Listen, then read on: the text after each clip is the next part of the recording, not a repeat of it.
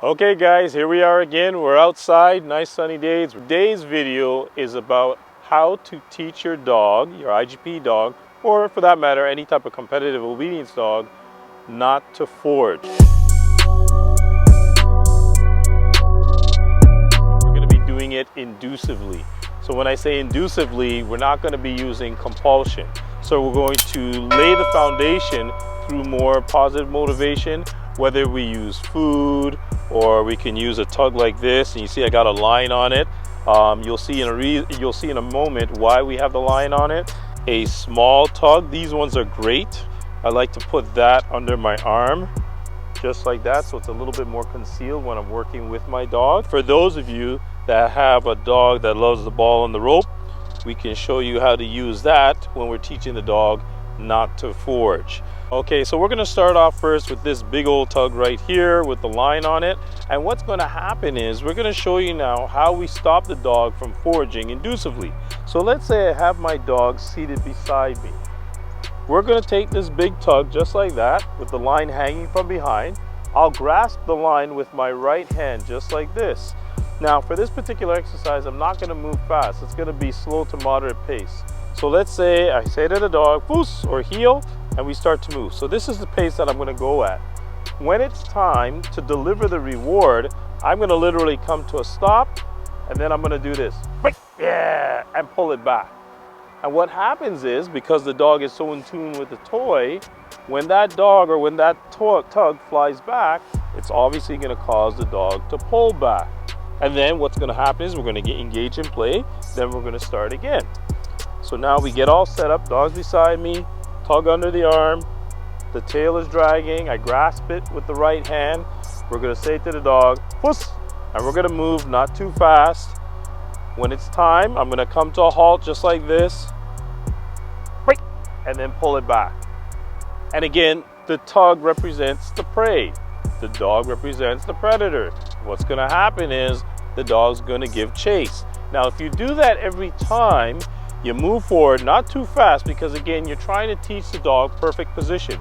I find sometimes what happens is when you move too fast, it can cause the dog to still push a little bit.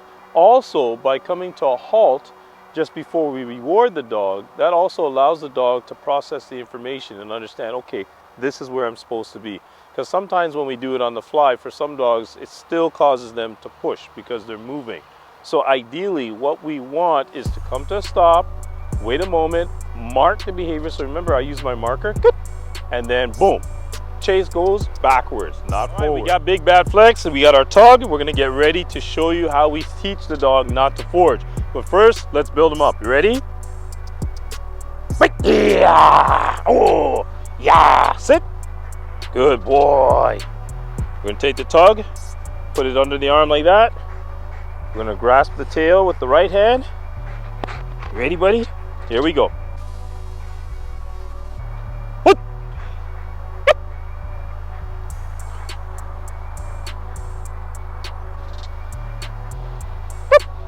Ah, boy. House. Down. Good job, buddy. Good boy. House. Good boy. Lie down. Very nice. Let's bring out the small tug. Here's the little guy right here. Now I'm going to take this little guy. I'm going to place it under my arm. Now at the same speed, dog is right here. Whoosh, you go forward. Not too fast. And then I'm going to come to a halt. Then what I'm going to do is I'm going to take this little tug and shoot it back just like this. Boom. And it causes the dog to pull back for the bite. All right, so I'm going to load him up first. You ready, buddy? Get break. Yeah, sit. Good job. So now we're going to take our little tug. Going to fold it like that. Going to put it under the arm.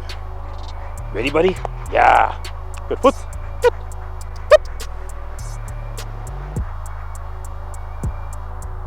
Oh, there you go. Oh, and you see I gotta pull away a little bit. Yeah, there we go. Because this guy is fairly tall and fast, and he's got me a few times under the arm. Down, out. So remember, again, wherever the toy is, the dog will be. If you have the toy up here like this, it can cause the dog to crowd. Why? Because he's trying to see the toy. And back in the day, way back when I started in the 90s, a lot of the handlers would reward always from the right side. So what do you think would happen? The dog would start to crowd or to forge, or crab we call it, because he's always anticipating reward coming from this side. Now there's another way in which we can teach the dog not to forge nor crowd, is by keeping, let's say, the tug in your hand. For the dog that is at that level, we can have the tug in our hand just like this. We've got the dog beside us, seated. Now the tug is on the outside of the dog. Puss, the dog looks up. It has learned to ignore the tug. Now we go forward, puss, just like this, slow to moderate pace. And then when it's time, I'm gonna literally do this. Break, get the chase, the tug, boom, and then throw it back. And what happens is two things happen. Now, I know on that one I didn't come to a halt, but that's okay. Because what's gonna happen is, with me moving forward at a slow to moderate pace, when it's time, I get him to chase the tug. So I'll mark it, break. He knows the tug is here, so he's gonna give chase, which is gonna pull him back. He's gonna spin, and then I'm gonna, boom, toss it back. So the dog now will understand that, okay, when in that position, the toy is gonna come from the left side, not the right side. So once again, it's gonna help to eliminate any type of crowding. And the beauty of it is, because I can release it back, it helps to pull the dog back at the same time. Once again, slower speed so as to help the dog. As time goes on and you see the dog is starting to anticipate and is literally holding himself back, now we can actually start to increase the speed, or we can actually deliver the reward on the fly. And you can do the same thing for those of you that have the ball on the rope. And usually what I do in the beginning is I get the dog all loaded up. So we put the dog into a particular mood, or appetence we call it. So we get the dog excited, barking, barking, barking, chase, chase, zeeps, yeah, sit, good boy. All right, so he knows it's right there. This time we're gonna reward on the fly. Break, yeah, there you go. Good job. House. Woo! Sit.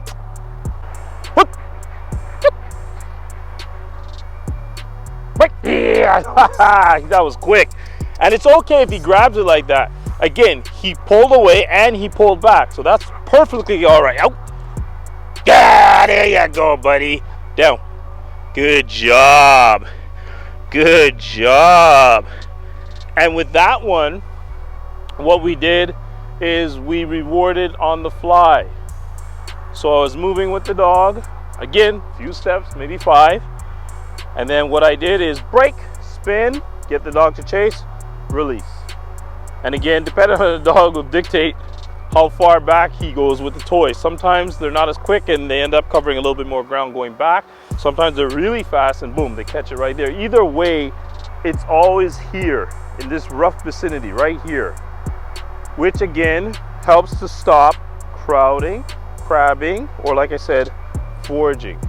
And that's how we can use all our toys. So like I said, whether you're using the tug with the line on it, house, or the ball with the rope, or the little mini tug with the little handle on it. And also, from a training perspective, I like to mix up my toys. So I'm not always using the same toy all the time, because what happens is eventually the toy loses some of its value. So for, let's say, maybe 2-3 days, I might use the ball on the rope. The next 2-3 days, the longer tug with the line on it. The following days, the smaller tug. It keeps it exciting for the dog. It keeps variety, which keeps the dog a little bit more in tune with you, as opposed to using it the same way every time. And then even in the way of the delivery itself, I don't always use that same method, so I won't always pull back. Sometimes I'll use the pull back with the long tug.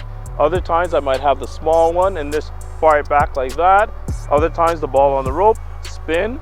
So you just got to keep it interesting for the dog. When they're at that level, you don't want to fall into what we call pattern training.